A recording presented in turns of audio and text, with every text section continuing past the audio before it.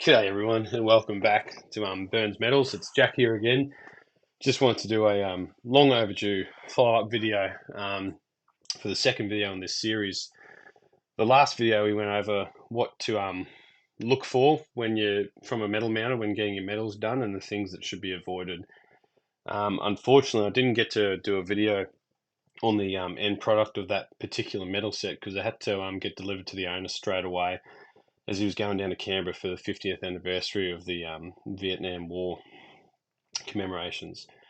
But I do have an excellent replica metal set here in front of me that I've done for a veteran for Anzac Day, which is coming up within the next couple of weeks. So I thought I'd take this opportunity to show you what sets my work apart and why, in my opinion, this is the better way of doing things. Okay, so we'll just start off, I guess, with the ribbon.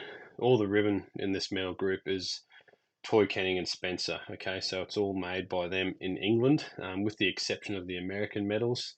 That one's made in the States, but all the Australian ribbons, NATO, and the British ribbons are all made in England.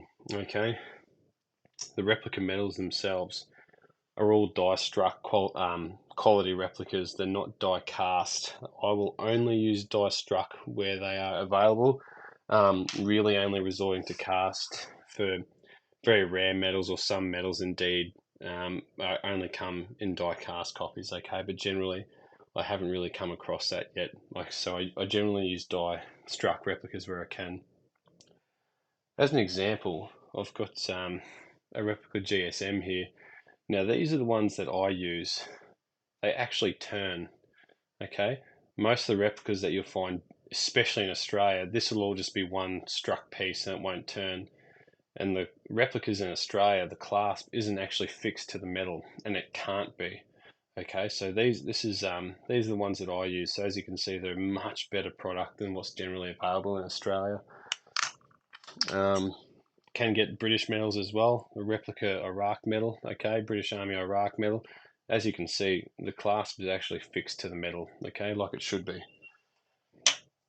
So we've got good quality ribbon, good quality replicas. All right. How do we fix them to the board? Well, last time we were talking about the acrylic boards. Now that's still the same method that I've used with this set. So this is all on a hardened acrylic backing board, okay? So each one of these has been measured out. The metals have then been measured out for their overall length. The holes all drilled, okay? And the same with the mounting bar. The holes have all been drilled. So it's critical that you get that right, because once the ribbon is on, there's no second goes, okay? You can't drill through the ribbon, it just destroys it. Again, the pin and clasp mounting bar's been used. I even sent the client a video of me shaking a jacket that these metals were pinned onto, just to show him sort of how strong these are. Some people still prefer the old style brooch bar, which there's no problems with. I think I've got one sitting here, just to give you an example of. So, this client's opted for a brooch bar, that's fine. Some people still prefer that, okay?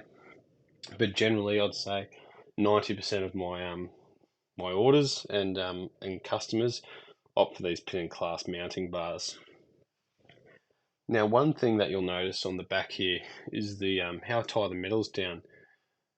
You'll see all the line that I've used, but there's no knot, okay? The knot is actually under the metals themselves. So it's a method that I use where I sew them through and I tie the knot under the metal. Okay, it's quite time consuming and can be a bit of a pain in the backside to do, but the overall product is much cleaner. Okay, so you get a nice clean finish. With the mounting bar, worth mentioning, a lot of metal mounters will just sew it all the way through. Okay, I sew each individual section down, okay, by itself with its own knot, so that way if you break one or you cut one or whatever happens, the whole bar won't come loose and fall off. Okay, you could lose probably a few of these and you'd have absolutely no dramas at all, so it makes it very strong, okay, very reliable as well. Yes, again, it takes more time, but it's a better overall product in the end. Alrighty, as we can see, this group is of 15 metals. The usual maximum overall length is 200 mil in accordance with the dress manual. There is provisions to extend that for more metals. Okay, generally after 14 metals, it's recommended that the board can be extended. However, there's no actual literature to go off for that.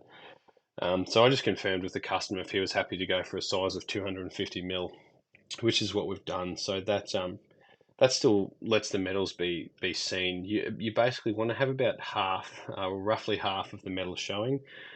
Some metals like the NATO metal are actually a narrower metal, so next to an Australian metal you'll get more overlap. If we have a look at these two NATO metals side by side, you can see there's more even sort of overlap. Same as the Jubilee metals, they're a smaller metal, so you just want to get it looking as uniform as possible, but you'll see all the center lines are identical, so they are spaced evenly. That's about it, guys. I'm not going to ramble on too much. I just want to demonstrate some of my work. This is a pretty sort of special set. Took me a long time to do this one. Okay, and very, very happy customer, I think, as well. Quite an accomplished veteran. Just got a couple other bits and pieces that I'll show you while we're going. An NEM set, okay, quite a few of these are starting to get issued now from the North Queensland floods. I guess what sets me apart with what I use is the quality of my replicas. Okay, so this is a very high quality national emergency metal. To give you an idea, this is a competitor's one. So you can see that the colouring's off, the detail's not there, and also the actual rim of the metal. Okay, it's very thin for a start, and you can see it's a die cast replica. So I don't use those. I only use these high quality die struck replicas. Okay, from another supplier who I get these from in Australia. No, they're not the cheapest, but they absolutely look the best. I've had some pretty interesting groups come across the bench of late. Here's another good one. This is actually for a return client who has been nominated for a bravery award, and it's been approved. He's just waiting for his investiture ceremony. Can't remember if it's a bravery medal or if a star of gallantry, but he's another quite accomplished fellow, police officer and ADF veteran. But he's waiting to receive his medal, so I actually have to do him another set because he thought he would have been able to wear it for Anzac Day. And just another quick one. This is actually for a really close friend of mine. Not a common set that you would see very often. Order of Australia medal and an Australian Cadet Forces medal with 4 clasps. Soon to be a 5th one, so he'll have his Federation star soon. But yeah, quite a cool little group. Not something that you'd see very often. You know, not all the medals that I do are military related. Some of them are for community service and things like that. But that about concludes it, guys. I'll just put a couple out here so you can have one more sort of final look to give you an idea of the amount of work. This is just from the last couple of days, really. But yeah, anyway, thanks for tuning in, guys. Hope everyone has a good Anzac Day. Make sure to say thanks to a veteran, and look out for your mates. Thanks, guys. See ya.